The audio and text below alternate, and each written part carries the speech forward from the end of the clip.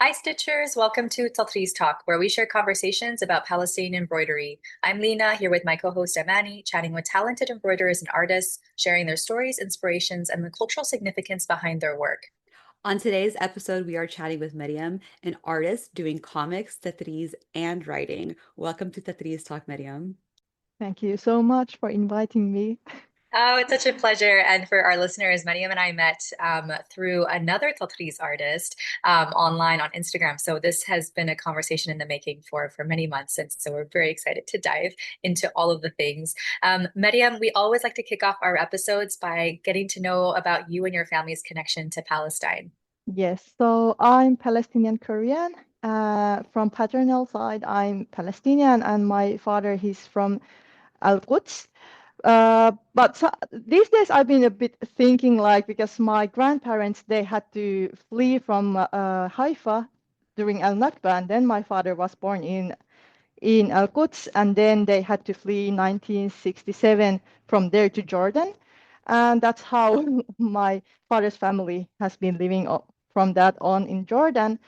But my father was the one who, uh, like, the family, like, wanted to, like, or helped him a lot to study further. So he managed to go with with the support of his family to Germany to study medicine, and he became doctor there. And that's also the country where my mother and father met.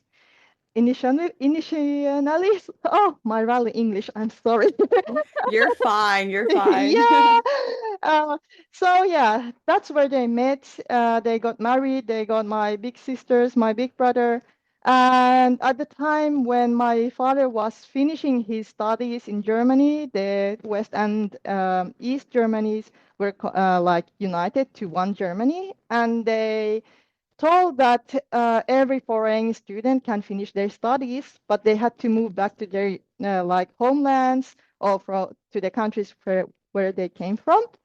So after my father graduated, he went to Jordan, but since since to employ there, he practically was asked to study the whole like degree again.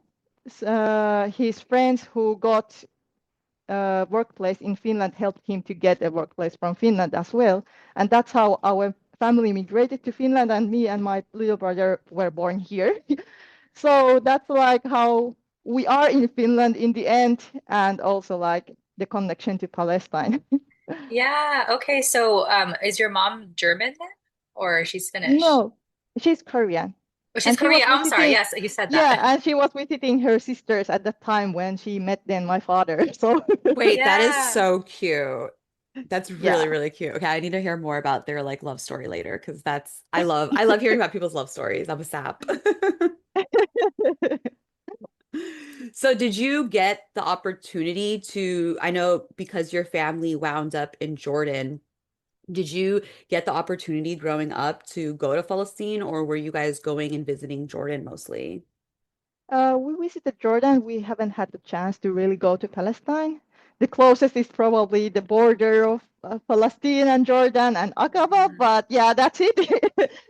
But Yeah. yeah, so we've been visiting like when I was child, almost every summer we went to Jordan, spent a month or two there, and then came back. Yeah. It's so interesting as you were talking about kind of your family's journey and how your father wound up in Germany and your mom gets there and then you guys wind up in Finland. It's interesting as you're talking about this because it's such a common story, right? The locations may be different for every Palestinian, but it's Yeah, such a common story. We're truly scattered all over the global diaspora. yeah. But I'm always in awe of no matter where we are, we all seem to find our way home in one way or another, which leads me to asking you about Tatreez and how Tatreez came into your life. How did you first learn about Tatreez? I really have no like clear memory of how I learned or how I heard first about that release because it Hmm. wasn't really practiced in my family. So somehow, maybe I was in middle school, maybe in high school. I have no idea. I only remember that we had still this old-fashioned PC at our living room, and I was Googling there about that release. I really have no idea how or why. And there I found, maybe I was looking after traditional dresses of Palestine, and that's how I found Tatreez. But I was Googling in Finnish. I didn't maybe know English too well, so I didn't find really many sources. And everything that was I found is like, oh, tatteries and embroidered soaps are old-fashioned. They don't do it anymore, and all that. So that's kind of okay. That's all I could find at that time, and I kind of forgot it for a very, very, very long time.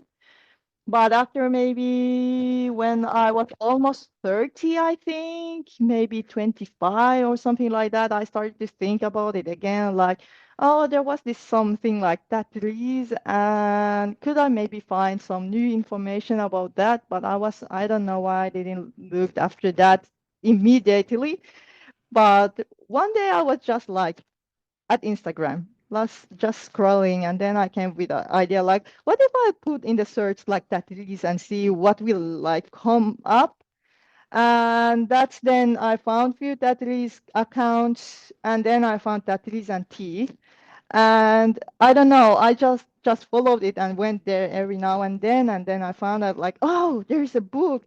I'm gonna order when I have money, and I collected the money and ordered it and I got it. And well, I started reading it, and that's how I got very eager to actually start to practice it. So that's how I found Tatreez, and it became part of my everyday life less or more. Yeah, yeah. I mean, all of us, I mean, Amani and I can both attest to this. Like, Tatreez is such so like it's hard to imagine life without Tatreez at this point. And I always find it so fascinating to hear how other people like think about putting two and two together. But you're also an artist, so I feel like you also have an eye for like, you have an appreciation for things that are handmade, things that you can make yourself. How do you make it like also your own? Do you think that artist background, and maybe we should talk about that as well? You make comics. Did that play into kind of your interest in exploring Tatreez?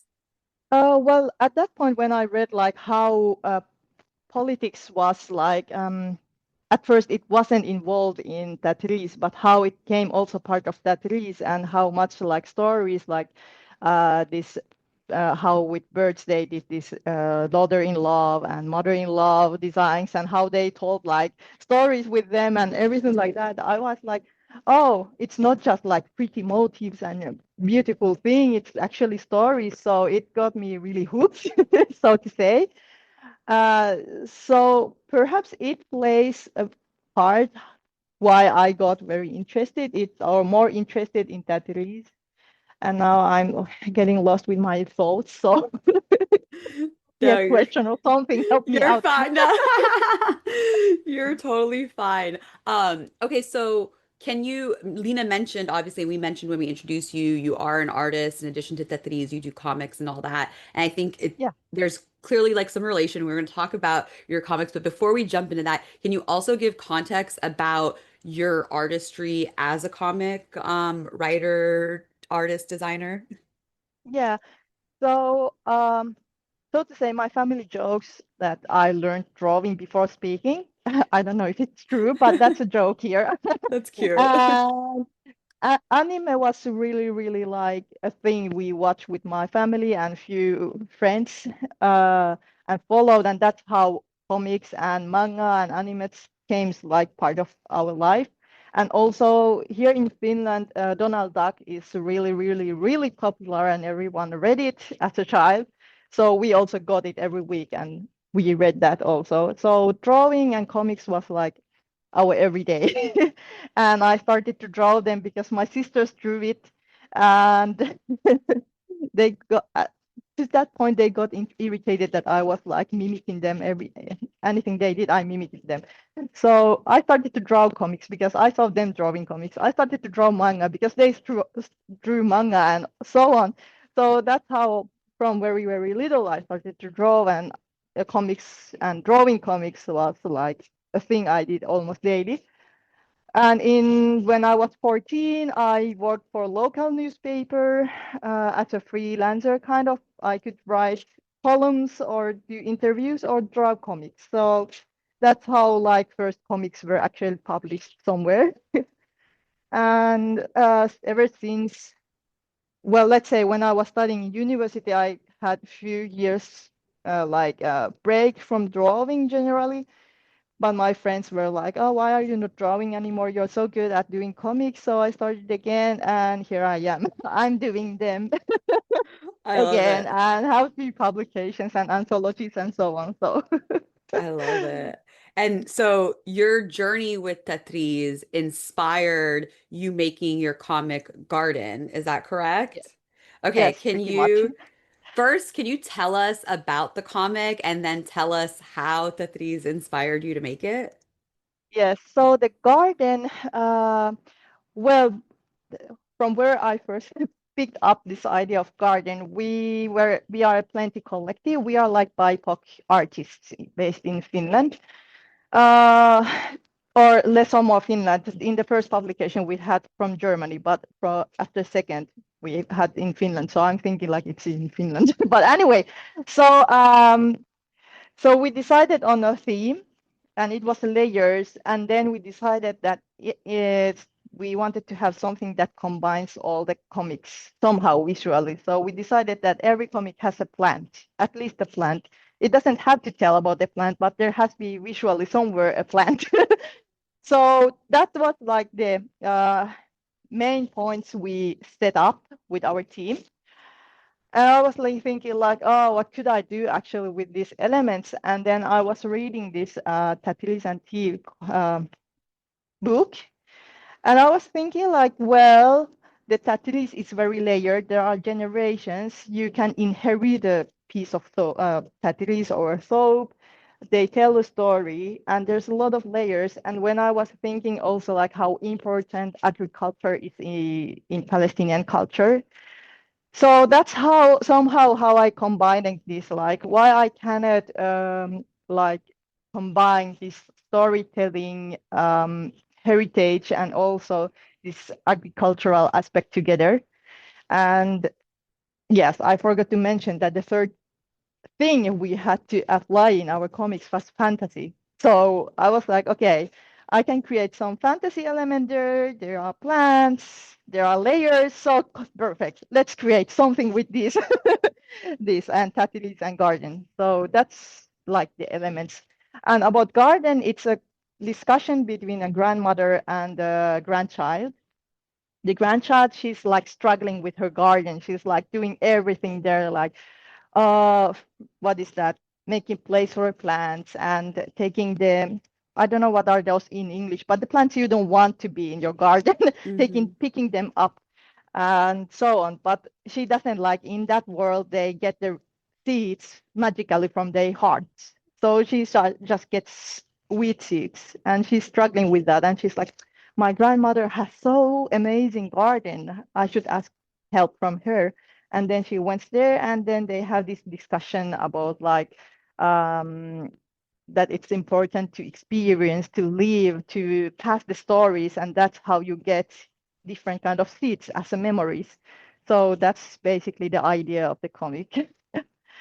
I love that so much. Okay, so first of all, are these comics like available to read? And how, I guess, how did you guys combine them all, or is it just like a collection and everyone has their own story that's unique and you add them together?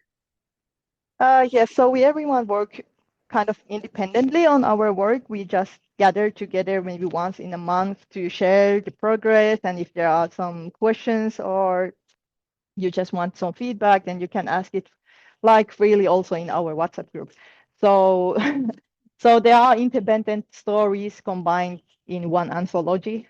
So, and we have it as a physical copy, and we've been able to like, what is that, send to abroad also. Like I have sent to Germany few, and our team has also sent to Germany. And once when someone's traveling, they might take two of them to get, and just in case if you have to Yeah. just meet someone who's interested, then you can sell it or give it. So yeah. Absolutely, absolutely. Okay, I have so many questions for you. This is so beautiful to hear. Okay, I don't know where to start. So I have a question around kind of the plot line, but I'm also really curious about what kinds of conversations this opened up with maybe your fellow artists or other readers of the comics. Like, did this offer up opportunities to talk about Palestine in a different way? How did people receive the story about Tatreez? I'm curious about kind of the reception and how you spoke about it after publishing the comic. Well, once I had a chance where we read it aloud with my friend, and then the audience could ask something. And then there was in audience one person whose family roots are like from a minority that's also indigenous to some area, like from Vespa. It's called Vespa. And she then told like this is something she can also relate this story. And then there was someone who was adding also like, oh, this is actually a story that many like Karelians can maybe like somehow like what is that? I forgot the word already, but like relate. Yes. So it's like maybe I haven't got the chance actually to speak about different points of like Palestine, but it's like how it has like arose discussion, like how it has related to someone's also who has this kind of experiences of like ethnic cleansing or assimilations or anything. So that's like it has spoken to many people's hearts who are not necessarily Palestinian. So it's been really touching. Yeah, no, that's really powerful. And I mean, I actually don't know much about Finland's indigenous cultures, but I'm assuming the person you're talking about is originally from like Finland as we know it as a country today, or is it indigenous person from a different community?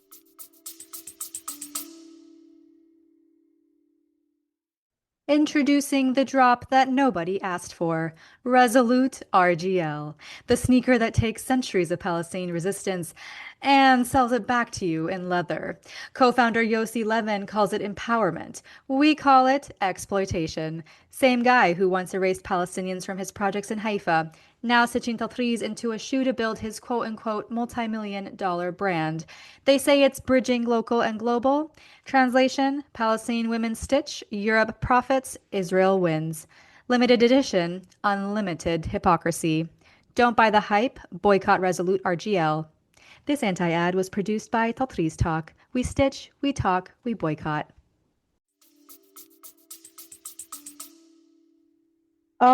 Well, in Finland, we have this Karelia, like southern Karelia and south northern Karelia as like geographically, and some of the parts are in Russia. So they are actually like, I know for sure that they are like geographically also in Finland. And then we have Sami people who still experience the settler colonialism and different kind of things and are still struggling with the history that's not from far away with the assimilation and that like erasing the language and culture and everything. So we have some indigenous like people in Finland and especially Sami people's like struggle is huge still. And I cannot really say a lot about Karelias or Vespas or those other people because I'm less familiar with their stories and their experiences, but there are some indigenous Yeah. people. Yeah. Yeah, no, but it's really powerful to see how this could connect different indigenous peoples together, even if it's just this small experience of reading a comic. Um, okay, I really do want to ask you though about the plot, and I'm curious Yeah. about any influence from like your grandmother. What made you come up with this story plot line between a grandmother and a grandchild? Well, I haven't learned Arabic properly, and I'm still learning it a lot. So I never had actually a common language with my grandparents. The only grandparent I had a chance to speak was with my grandfather from Korea because I learned the language. But at that point, he was like, he couldn't hear properly and he couldn't speak properly when I learned finally the Korean. So we didn't have actually also conversations. But yes, so sadly, I haven't had common language with my grandparents. And it's also a thing that's a little bit painful sometimes to think. So I wanted to create this fictional conversation I wished I could have with my grandmother, who's passed, Allah yarhama. So that's why I ended up with grandmother and granddaughter. Okay, actually, you're reminding me of another question. We didn't really ask you too much, but how's your Tatreez practice? Because you got inspired to learn when you read Tatreez and T, Wafa's book. Did you start practicing, and has that kind of also influenced how you do your comics? So yeah, when I was reading the book, I started to like experience it a bit. Like actually, it wasn't the book alone, but Wafa Ghanem, she had like online session in Instagram where we did this Palestine like flag with the text Palestine in Arabic, and then she explained about these intifada dresses and the history of that. And that was like, oh, I really wanted, like, I bought separately the kit so that I could join that. And then I had those at home, and I was like, okay, I want to do this more because I already have the tools here. And I wanted to try the waist canvas, and oh, it was full struggle to find waist canvas in Finland because any shop I went, no matter if they were specialized to fabrics or even embroidery, they were like, what is waist canvas? And there is no Finnish word for waist canvas. And finally, I found it after long searches from one online shop in somewhere central part of Finland. And it was named there also waist canvas. So, so it was a little bit struggle to find it, but I finally found it, and then I ordered it, and I thought that I want to do actually a birthday present from my childhood friend's daughter. And I was like, I asked her sister, like, from where part of Palestine are you guys from? And she's like, well, from, I think it was Burian, some small town close to Nablus. So I started to search from Tirazan immediately, like, is there anything from that town? But of course, obviously, there was nothing. Or not of course, but there was nothing. And then I went to Nablus and found there's like snow, the motif of snow. And I was like, oh, perfect, because the daughter is born in January. So I picked that up. And then I wanted to, because her name is Jasmine, the daughter's name, I wanted to embroidery a jasmine flower, but there was none. I couldn't find any ready motifs, so I had to come up with my own and add it there. And I did a pencil case for her. So that's like my first project, like bigger project with waste canvas. But that's like after that, I usually have like few months break and then do something new again. But yeah. That's very generous as your first Tatreez project to be a gift, and so thoughtful. I love that. How has your Tatreez practice changed over the years and evolved over the years? Oh, well, there's not too many years that I've done this, maybe 2 years now, actually.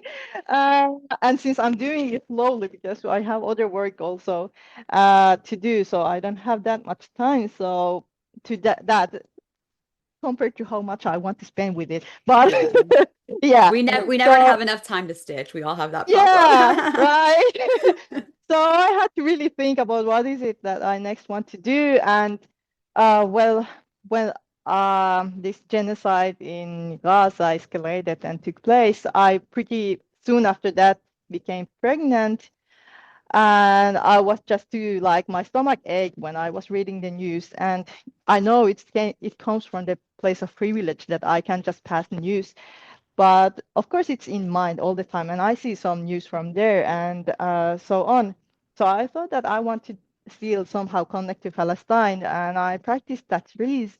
And at one point, when I gave birth and I was all tired and everything, I thought about this idea like, oh, Gaza sees fire, and I was Googling like those Gaza, like motifs from Gaza and some ideas. And like one night, it was just clearly in my mind, like, there is sea. So I want to add sea and heaven to one like work and have some message with it. So that's how I don't know, like I think that was the moment when I was like, I actually want to tell really like stories also through Yeah. Tatreez and give very much like thought about what I want to tell with them. because it's like, as we all know, it's like Tatreez can be very powerful, like storytelling tool also, or conveying messages like political messages or anything. So I wanted to try something like that. Excited to see kind of the end results of that. You'll have to keep us posted, and we'll share it as well. I have it ready here. Ooh, show us Oh, a it's sneak ready. peek. Oh, Oh, wow. It's wow. beautiful. It's We will definitely post gorgeous. photos on Instagram Yeah. for those listening. That is Yeah. Yeah, I beautiful. haven't found the frames yet for it, or I've been too lazy to go to search for frames. So I it's hear still you. like this. Yeah, It's I probably have to beautiful. do this after this interview. So We're here I to can hold you post it to accountable. It's Instagram, and everyone can beautiful. go like after editing and Yeah. publishing this episode that, oh, how does it look like? Yes, Yeah, we're but gonna this have is, finished pictures when it's done. yeah, but this is the end result. That is beautiful. Yeah. Is that something you're going to hang in your home, or did you want to use it for something else?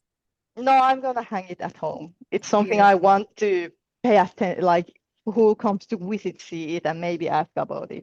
So, Yeah. Yeah. yeah. No, that's beautiful. That's beautiful. And Thank I you. don't think we asked you, Yeah. where does Tatreez show up in your comic? Because I remember like the seeds in the garden, and I remember like the reasoning behind the comic and the connection to Tatreez. But curious to hear Oh, more, yeah. like explicitly, did you have like specific motifs in there? How did you incorporate it into it visually? Well, actually, I don't have a like that is visually there, but I took Mm. like the symbols and used the symbols there. For instance, like the key symbol is not necessarily only from Tatreez, but I think like when I read like often young people wear like red in their clothes, and then if someone has lost a loved one, they wear dark clothes with blue tattoos.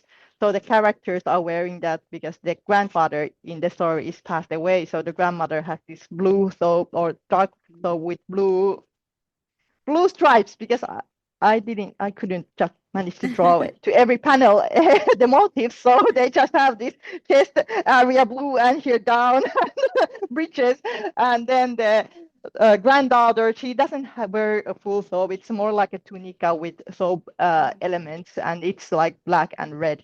So I use these like elements and symbols and use them rather than actually like embedding that it is visually there. No, it's beautiful. That's beautiful. So then, do you have any other comics in the works, maybe related to Tatreez, or you're taking a break from the Tatreez comic collaboration, if you will? Yeah, well, now in the last one, I didn't have like that release, but it discussed about ethnic cleansing and genocides through food because our theme was food this time. But now I'm writing my first novel, and because Tatreez is everywhere, so there is like the main characters are Sudanese and Palestinian girls, and the Palestinian girls' mothers sisters are Tatreez artists in Jordan. So that's Oh, how I I love added it. Tatreez in the story. Yes, I Yeah, love found a that. way. Yeah. So yeah. So that's how Tatreez is still in my story somehow, like some more. Yeah. I like that Yeah. because it's just because it's just incorporating Tatreez as a part of just everyday life, which is what Tatreez was for Palestinians before the occupation. Yes. So wait, can you tell us a little bit more about like give us a little sneak peek, a little bit more about the novel and a little bit more about the story that you're telling in the novel? Okay, so as I mentioned, the main characters are Sudanese and Palestinian girls, and they are high school students. And here in Finland, we have this tradition, I think maybe closest to Northern American uh, traditions is prom. Yeah. So they are, yeah, but here they learn to dance the tango, salty dog rag, many different like traditional dances, or less or more traditional, but anyway. And they dance there like the second year students after the all the students, the third year students go to their reading holiday, which means that they are preparing for their last exams. Mhm. The second students become the oldest of all the students in high school. So we call it like vanhojen tanssit. It's like the dances of the eldest. so Mm. so they dance it the next day. the third year students go to this reading holiday or studying holiday. And so there are second year students and something happens. Somehow it's related to them also. Okay. I don't want to say too much yet because I haven't told in my Instagram even this more than this, but there will be drama. Okay. We love Yeah. drama. Yeah. We love drama. And will people outside of Finland be able to get your novel? I hope someday, but it's in Finnish. So Okay. we hope you can ask. I don't know if you have any connections for like, oh, we want this book in English. Can we get it and connect me with someone? Okay, I'm free for that. I'm really happy. So If any of our listeners has a connection, let's hook Miriam up. We'll work on it. yeah, We'll work on it. anywhere in the world, yeah. We have the planet publication time is within like next year, autumn, inshallah. So Inshallah. working hard to finish it by that time. I love it. I love it so much. And actually, you're reminding me of another thing that I wanted to ask you as well around kind of the Finnish versus English content. I think on your Instagram, you've been doing videos in English, but you're going into more Finnish or the opposite. I can't quite remember. Are you exploring like content around Tatreez that's for Instagram that's in Finnish or English? Well, I have one like, or I had two accounts, but the other one I'm not using. And I have this Instagram account where I share my art, and it's kind of art and activism actually these days. So it's not visually maybe coherent. It might look a bit messy, but that's also how the life of artists is. So I just let it be messy and full of everything that's important to me. So far, I mainly do my posts and videos in Finnish. So sorry about that, but I've been considering doing sometimes maybe a post or short videos in English so people can catch up with me also that way internationally. But yeah, so far it's mainly in Finnish. Is there a Finnish community, or sorry, is there a Finnish community? Is there a Palestinian community in Finland? There is. I'm not very much what is that connected with them. I know the people, but I'm not like every day talking with so many. I have few friends who have like maybe Palestinian father or so, and mother is from somewhere else. But yeah, we have Palestinian community, but since I'm not really being like how do you say involved to that, Yeah. I don't know. I'm like I know but still I don't know. Yeah, yeah, So to yeah. say, yeah. I hear you. But and there's also clearly it sounds like there is a community of people, maybe not Palestinians all, but of activists, and there's like an activism community that you're a part of. Is that right? Yeah. Yeah. Okay. And what kind of work are you like, what kind of work are you guys doing right now? I'm just curious, like, compared here in the US, we have such a large community, and so people are very active. And in smaller communities, I'm just in smaller countries, as an overall, I'm Yeah. just curious, like, what is like the activism community like over there?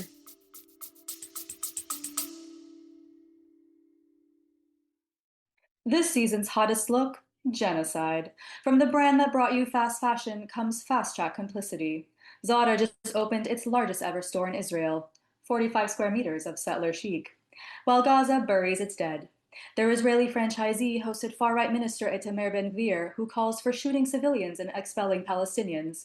His review, beautiful clothes, beautiful Israelis. Our review, ugly politics. And yes, the jacket ad, mannequins shrouded like Palestinian bodies next to rubble, Zara called it a, quote, misunderstanding and kept cashing apartheid checks.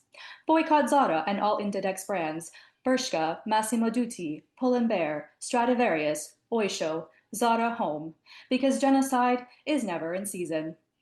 This anti-ad was produced by Tatreez Talk. We stitch, we talk, we boycott. Oh, it's funny. It's so funny. So well, my husband is like he's been activist from very, very young age, and he has very high, I mean, like wide connections everywhere, almost everywhere in Finland, mashallah. So that's how I've also like before him, I've usually just taken part to demonstrations. But after meeting him, I've been also doing the demonstrations. So, and that's how I like maybe found and got involved also other activist groups. And well, we have like smaller groups and bigger groups, and we are cooperating less or more. Like, let's say well, I'm based in Turku now, which is the old capital city of Finland, and I haven't lived too long here yet. But so how do I explain it? It's like we have different groups in different cities, and then we have one like it's Sumut. So it's a bigger organization, pretty new one, maybe 2 years old now. So they have like in different cities also like activities. And then we have these independent smaller groups, as we have these activists for Palestine here in Turku with me, my husband, a few of our friends, and a few other people who joined us to help us. And then we have here in Turku also Turku with Palestine, who are also doing activism in the same topic, like activism for Palestine. So, and in Helsinki also they have like two big groups and smaller groups, and they also do things together. We have like health workers who are also nationwide doing something specifically to in their field of profession and so on. So it's like we are scattered, but we are together, and we have like group chats which are really huge from everywhere from Finland. Wow. So yeah, I think it's like it's pretty connected, and it's not that scattered, even though it might look like that at first. We talk to each other. No, that's incredible to see. I mean, if anything, the last couple of years has really shown us that, all over the world, people are watching. It's and they're doing we were doing what we can. If it's not enough, but we're doing what we can and getting connected to each other. So I'm glad that you have kind of a community that's also related to your artist work as well. Helps kind of you grow as an artist and Yeah. do something that is meaningful to you and your family as well. Is your husband from Finland or no? He's Sudanese. He's Sudanese. Okay, Yes. okay. So that makes sense about the novel then, the Sudanese and Yeah. Palestinian. Yeah. You did the I love connection. that. 1+1. Yeah, exactly. That's so beautiful. It's so beautiful. Well, I want to be just really conscious of time, Maryam. It's been such a pleasure speaking with you. We always, always, always like to ask our guests one last question, which is, are there any major life lessons that you've gained from Tatreez? Oh, sometimes I think about it and then I forget. Yeah, but I think like maybe this like the importance of like forwarding the stories. Because when I was doing Tatreez, I realized that I didn't even know if my grandmother did Tatreez. I had to ask my father. So like I hope that I can be one of those who remembers to tell stories, and I hopefully can gather some like we planned with our family to gather the stories together with our father who has the memory and the stories but hasn't had the chance to tell us.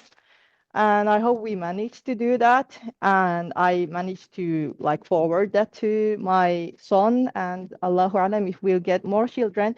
But yeah, and like yeah, so that's like I just have sometimes this feeling like very ruthless because I don't know stories from my father's or mother's side, like for real I don't know the stories. So that's really important to actually build a very strong identity. So that's one of the major lessons.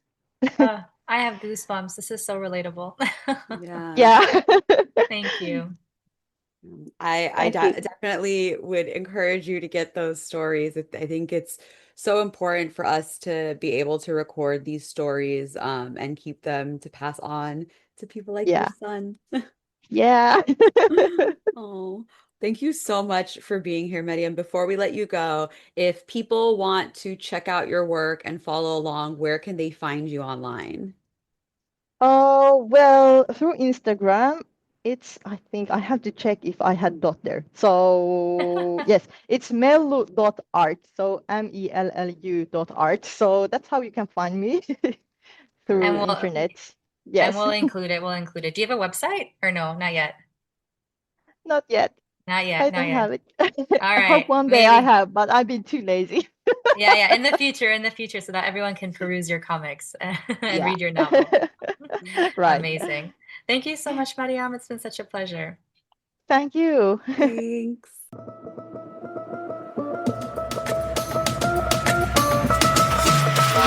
Oh, such a beautiful conversation. I had goosebumps truly at the end. Her answer to like major life lessons from Tatreez, and I think I'm having goosebumps also because I recently had a dream where my jiddo appeared, Mm. and I haven't had a dream of jiddo in a long time. Allah yarhamo. Like Allah yarhamah. I don't, but he was so vivid in my dream. And I woke up thinking like, oh my God, I cannot believe I didn't ask him questions about his childhood in Mm. Palestine, about how he met my Tatab. I mean, he passed when I was in high school and I have the same problem. The Arabi is hard. And Mhm. man, I had so many goosebumps because it's truly such a shame to lose out on those stories because your lineage is so important, like being able to trace back and connect to other generations. Hopefully the future generations have a little bit more access, and I think we're a lot more conscious now, especially because our people are being ethnically cleansed to document all of these stories. But I love that Tatreez was kind of her way of connecting with them, even if it doesn't feel super direct. But it is a way to communicate without, the Arabi language or having lived there. I thought that was so powerful. Yeah. I also wanted to call out, I think obviously when we first kicked off the episode, you mentioned that you were connected to her through somebody else in the Tatriz world. She talked about kind of how she has built this community with like fellow activists and all that. And it's just the emphasis on community and how important it Yeah. is. It's just really cool. Like we were saying before we started recording, I personally am I'm very fascinated by Palestinians who grow up in the global diaspora outside of the quote unquote like the typical places, right? Where there's big, large communities. And Finland in itself is already such a small country with a small population with its own, as she mentioned, like its own indigenous history.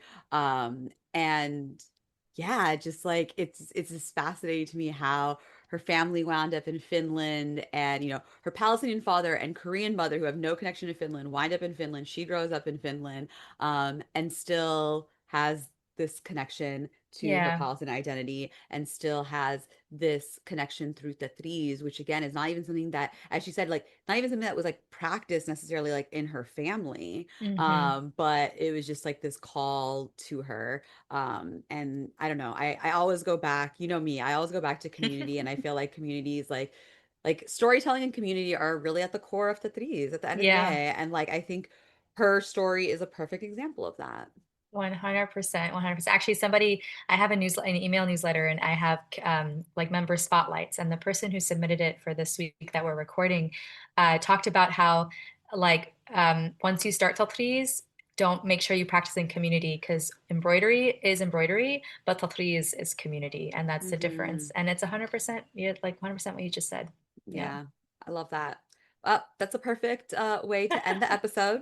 Yeah. So thank you so much for listening to Tatreez Talk. Of course, we want to hear about your Tatreez journey. So share your stories with us at tatreeztalk@gmail.com, and we might have you on an upcoming episode.